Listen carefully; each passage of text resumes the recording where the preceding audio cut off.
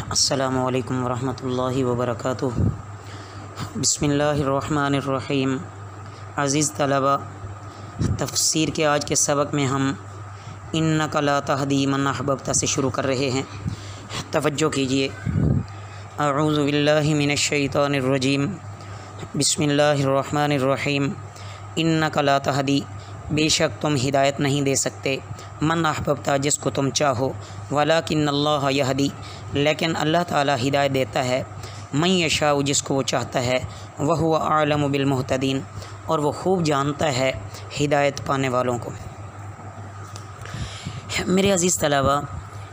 اس آیت مبارکہ میں اللہ تعالیٰ نے ایک اصول بیان فرما دیا کہ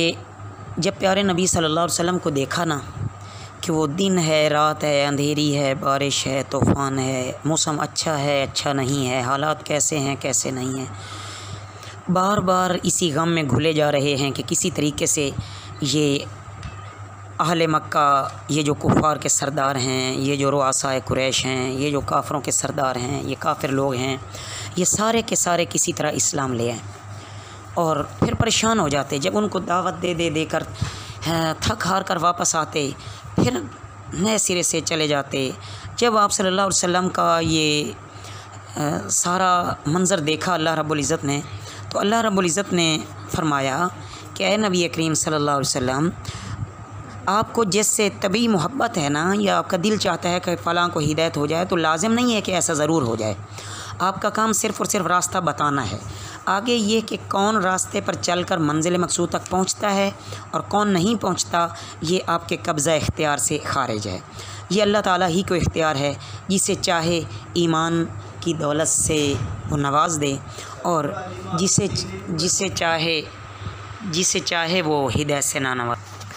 بہرحال اس آیت میں نبی کریم صلی اللہ علیہ وسلم کی تسلی ہے کہ آپ جاہلوں کی لغو گوئی سے پریشان نہ ہوں، اپنے آپ کو رنجیدہ نہ کریں، غمگین نہ ہوں، جس قدر آپ کا فرض ہے وہ ادا کیے جائیں گے۔ آگے اللہ ہی کے علم اور اختیار میں ہے کہ ان میں سے کسی راہ ہدایت پر لائے۔ وقالو اور وہ کہتے ہیں، ان نتبع الہدی اگر ہم پیروی کریں ہدایت کی، معک تمہارے ساتھ، نتخطف ہم اچک لیے جائیں گے، من ارضنا اپنی سرزمین سے، اولم نمکن لہم کیا نہیں دیا ٹھکانہ ہم نے، لہم انہیں، حرمن آمینن حرمت والا مقام امن،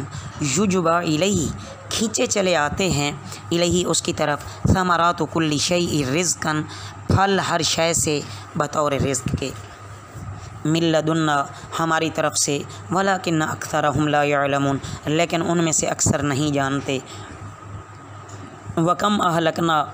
اور کتنی ہلاک کر دی ہم نے، من قریۃ بستیوں سے،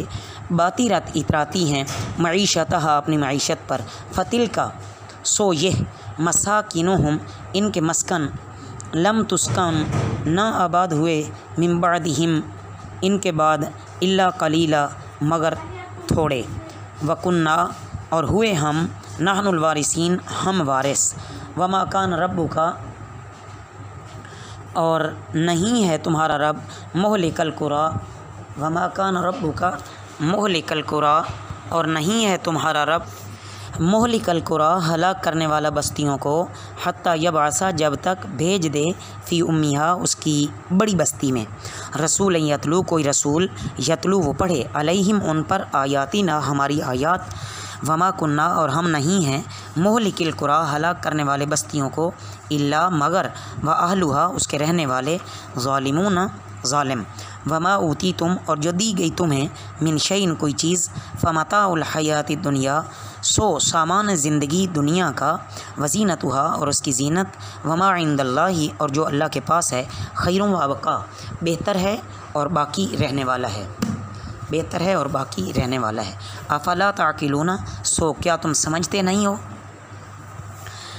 عزیز طلبہ، ان آیات مبارکہ میں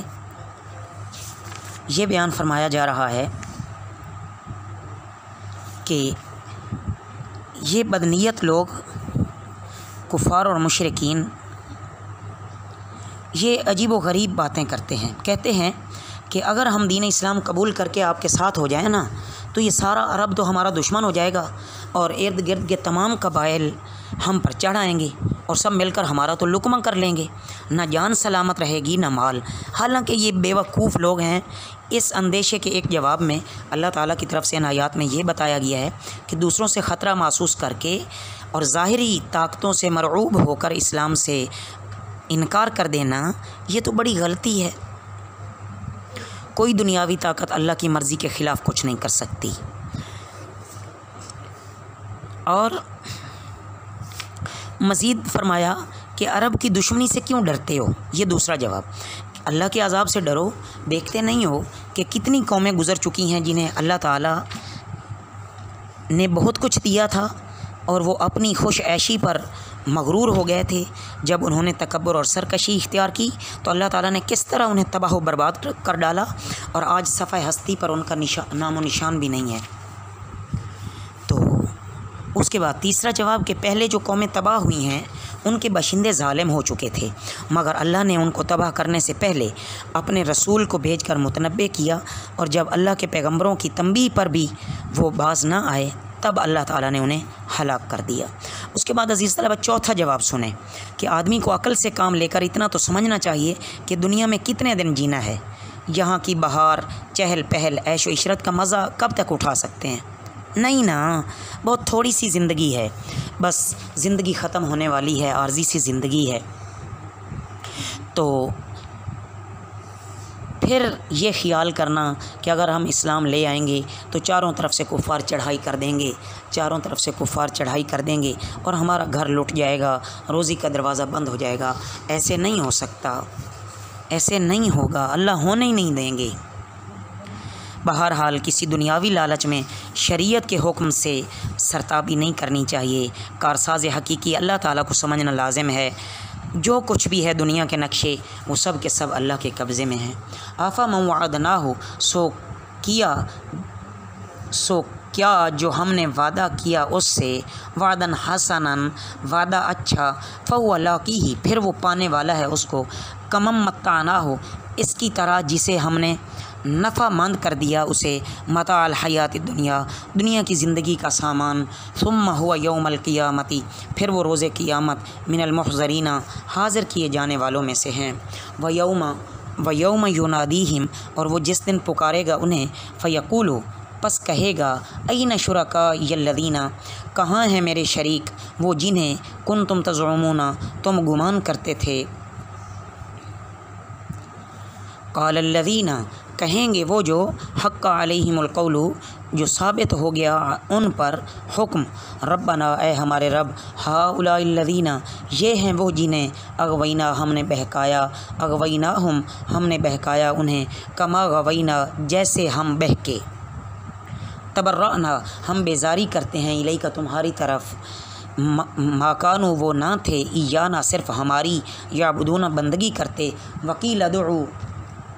اور کہا جائے گا تم پکارو، شرکاءکم، اپنے شریکوں کو، فدعوہم، سو وہ انہیں پکاریں گے، فلم یستجیبوا لہم، تو وہ جواب نہ دیں گے انہیں، ورأوا، اور وہ دیکھیں گے، العذاب، عذاب کو، لو انہم، کاش وہ، کانوا یہتدون، وہ ہدایت یافتہ ہوتے۔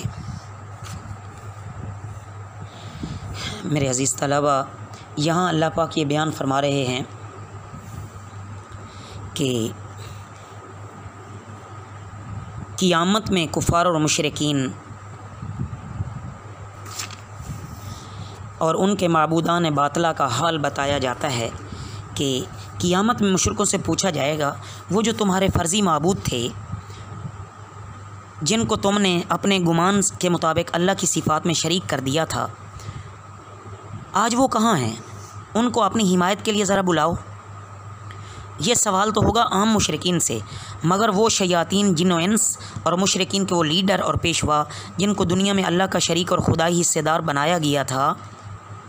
جن کے کہنے سے صراط مستقیم اور راہ ہدایت کو چھوڑ کر زندگی کے غلط راستے اختیار کیے گئے تھے، وہ سمجھ جائیں گے کہ اب ہماری بھی شامت آ گئی۔ اللہ تعالیٰ ان کو سب سے پہلے جہنم میں ڈالے گا، پھر ان کے ماننے والوں کو ان کے پیچھے جہنم میں پھینک دیا جائے گا۔